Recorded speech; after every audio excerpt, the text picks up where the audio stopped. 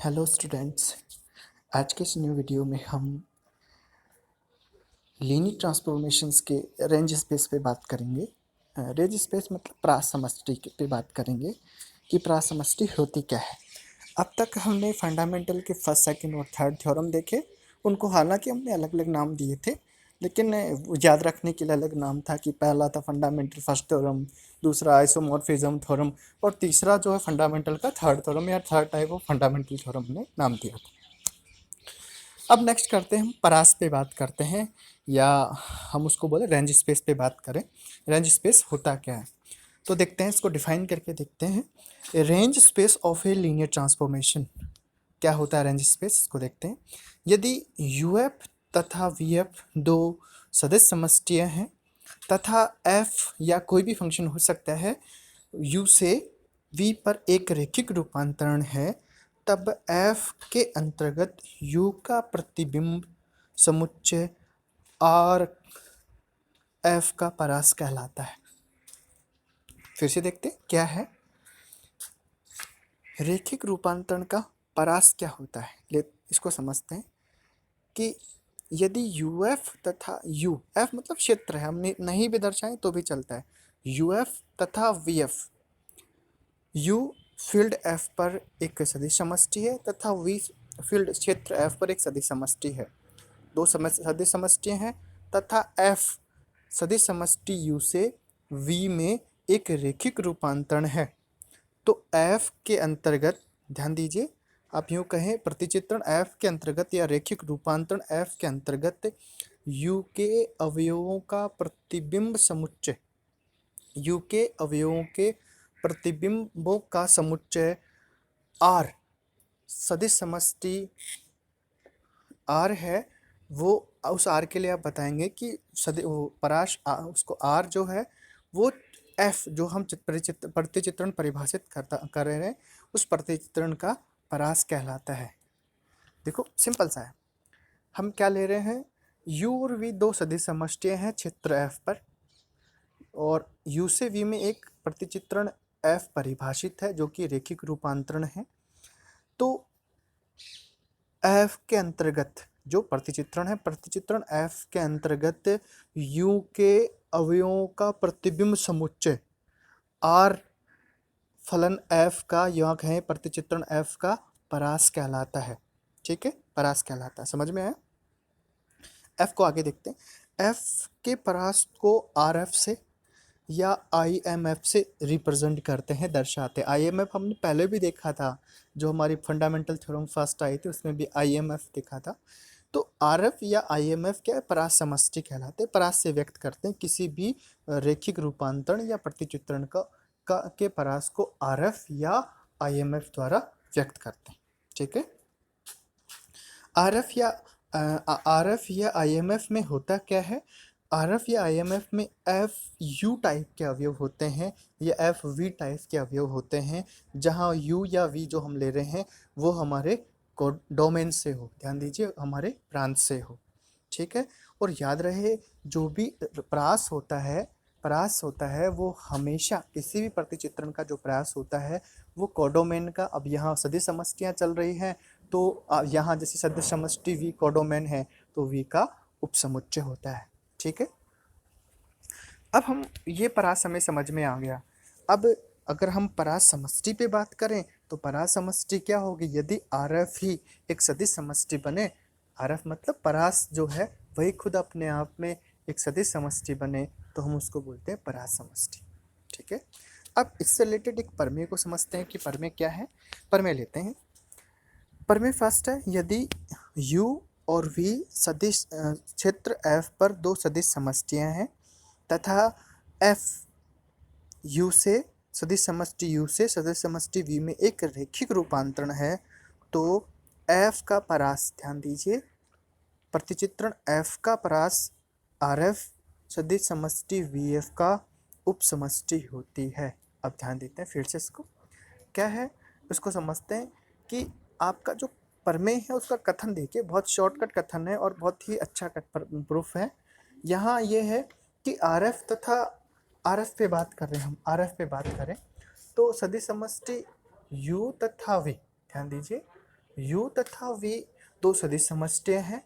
u से v में एक रेखिक रूपांतरण है, u से v में f एक रेखिक रूपांतरण है।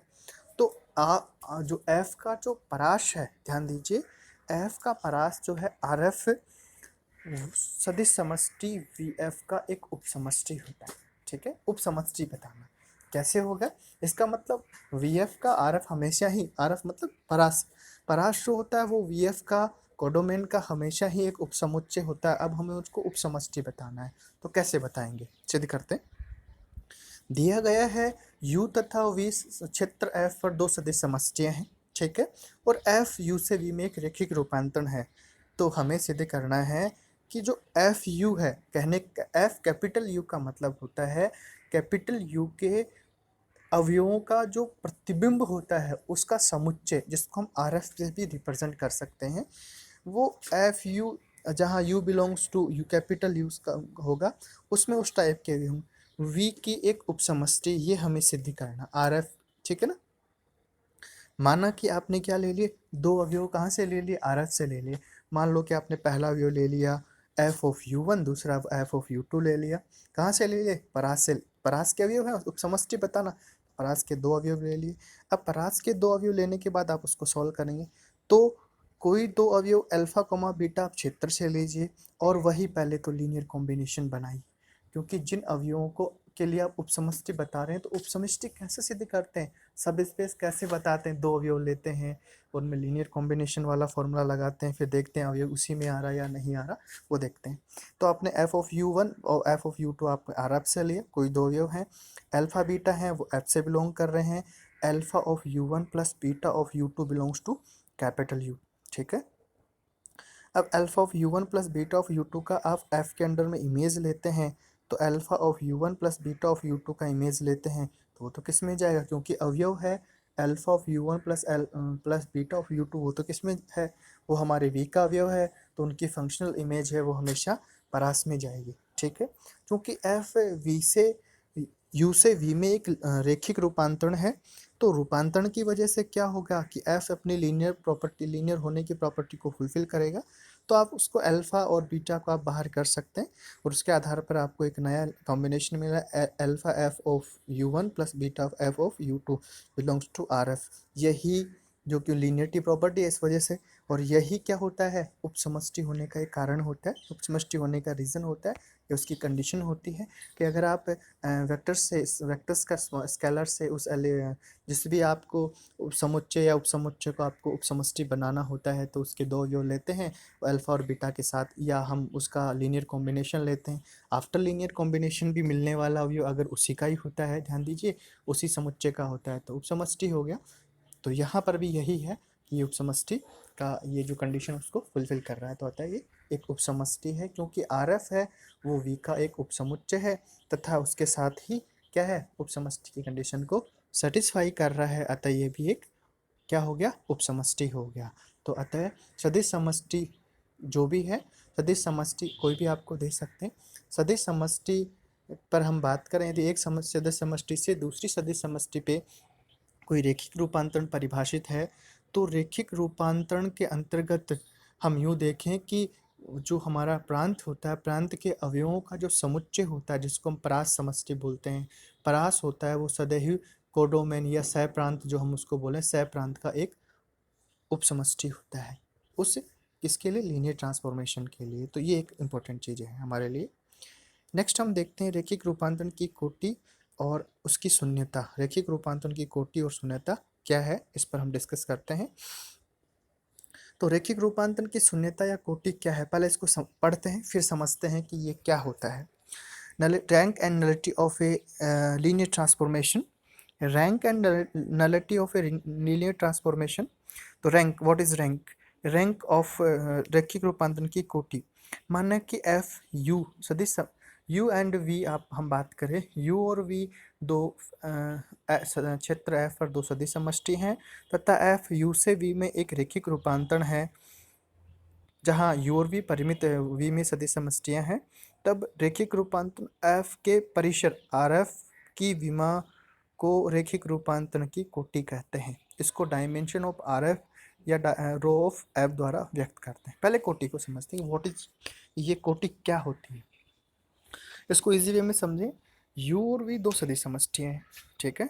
u और v दो सदिश समष्टियाँ हैं, तो हम यहाँ देखते हैं कि